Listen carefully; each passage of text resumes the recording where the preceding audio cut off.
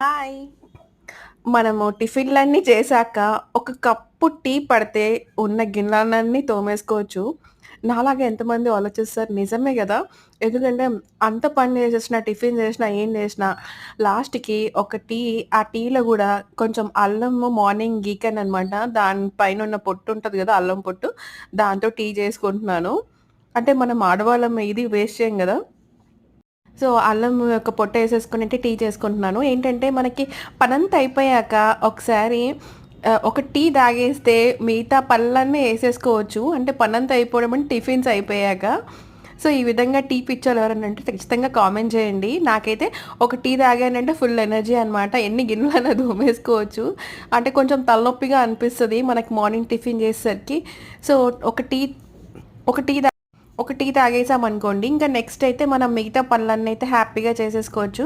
ఇంకా నాకైతే చాలా పనులున్నాయి. గిన్నెలు తోమాలి, ఇంకా వంట చేయాలి, ఇవన్నీ ఉన్నాయి. మనకి వీకెండ్ వచ్చిందని సంతోషపడాలో, లేకపోతే ఇవన్నీ పనులుంటాయని బాధపడాలో అర్థం కాదు.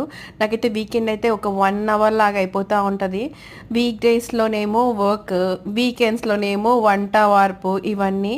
సో, అమ్మ వాళ్ళ ఇంట్లో ఉన్నప్పుడు ఇలాంటి ప్రతిదానికి మమ్మీ ఇది కావాలి, మమ్మీ అది కావాలి అని. ఇప్పుడైతే మన పనులు మనం జేసుకోవాలి.